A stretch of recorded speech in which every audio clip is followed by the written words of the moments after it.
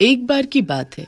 एक गांव में रवि नाम का आदमी रहता था। रवि सब्जी लगाने का काम करता था, लेकिन बहुत मेहनत करने के बाद भी वो अच्छा नहीं कमा पाता था, जिसकी वजह से वो बहुत परेशान था। एक दिन रवि काम से लौटता है। घर पर उसकी पत्नी गंगू उसका इंतजार कर रही थी। आज तो बहुत देर हो गई जी, कहाँ रह गए थे? क्या हुआ?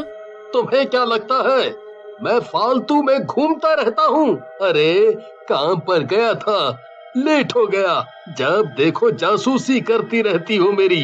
रवि की बात सुनकर गंगू कहती है, अरे आप तो फिजूल में गुस्सा कर रहे हैं, मैं तो बस आपकी चिंता कर रही थी। तभी रवि के बच्चे पिंकी और राहुल वहाँ आ जाते हैं और रवि से बोलते हैं, पापा कल हमारा स्कूल पिकनिक पर ले जा रहा है, मैं भी जाऊँ क्या? कहीं नहीं जाना है पिंकी, चुपचाप घर पर बैठो और पढ़ाई करो। वैसे भी हमारे पास पैसे नहीं हैं। पापा आपके पास तो कभी पैसे नहीं रहते।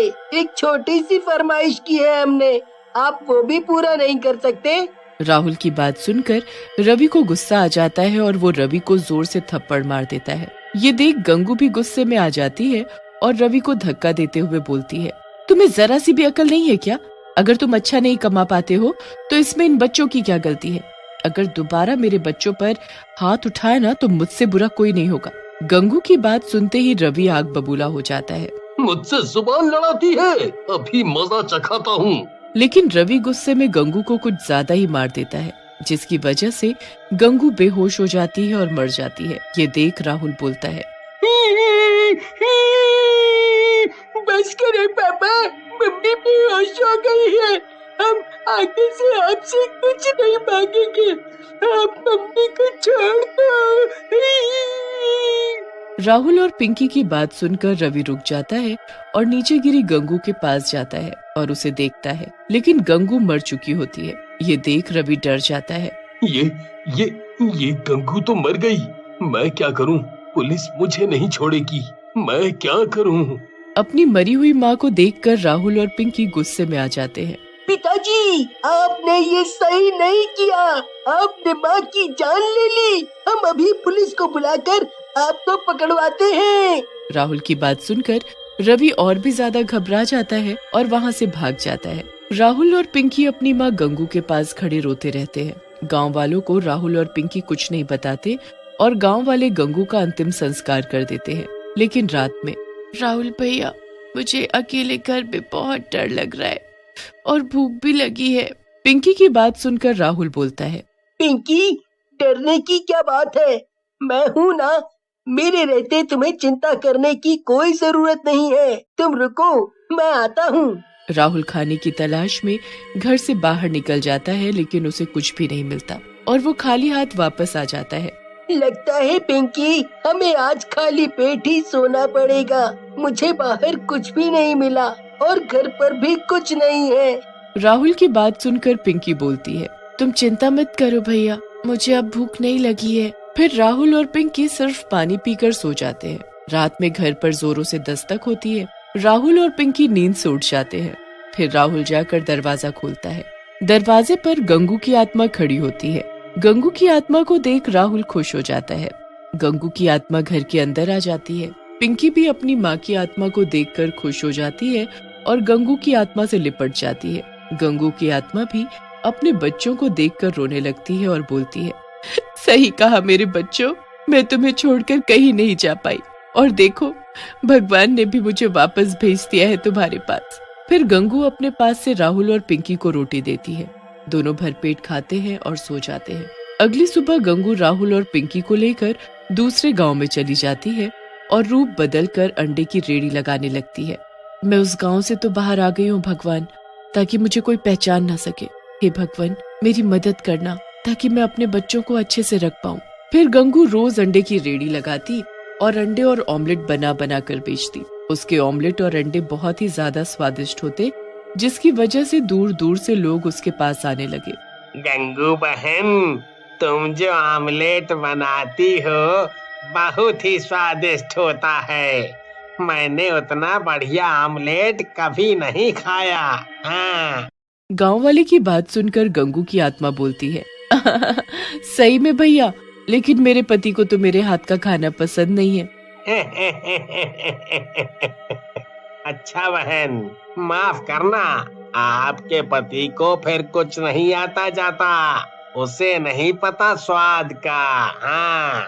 जैसे जैसे समय बीतने लगा, गंगू की कमाई बढ़ने लगी और राहुल और पिंकी भी खूब खुश रहने लगे। लेकिन शायद उनकी किस्मत में ज्यादा दिन खुश होना नहीं लिखा था। गंगू से जलने वाले भी बहुत हो गए थे। एक दिन राणा नाम का दूसरा रेडी वाला अपने दोस्त काला से बोलता है, जब से ये गंगू यहाँ रेडी लगाने लगी है, तब से हमारी बिक्री बंद हो गई है। पता नहीं मनहूस औरत लोगों पर क्या जादू करती है। मन तो करता है इसका गला दबा दूं। सही कह रहे हो भैया, चाहता तो मैं भी यही हूँ। जब से आई है हमारी तो कमाई ही बंद करवा दी। फिर काला और राणा गंगू को मारने का प्लान बनाते हैं और एक आदमी को गंगू को मारने के लिए बुलाते हैं। वो आदमी कोई और नहीं बल्कि रवि होता है, जो कि एक गुंडा बन चुका होता है। तुम दोनों चिंता मत करो, उस अंडे वाली की मैं भुर्जी बना दूंगा, भुर्जी। बस तुम दोनों बताओ कि वो कहाँ मिलेगी। फिर रवि काला और राणा की बताई जगह पर गंगू की रेड़ी के पास पहुंच जाता है और गंगू को पीछे खड़े होकर बोलता है, ए औरत, तूने मेरे दोस्तों का काम चौपट कर रखा है।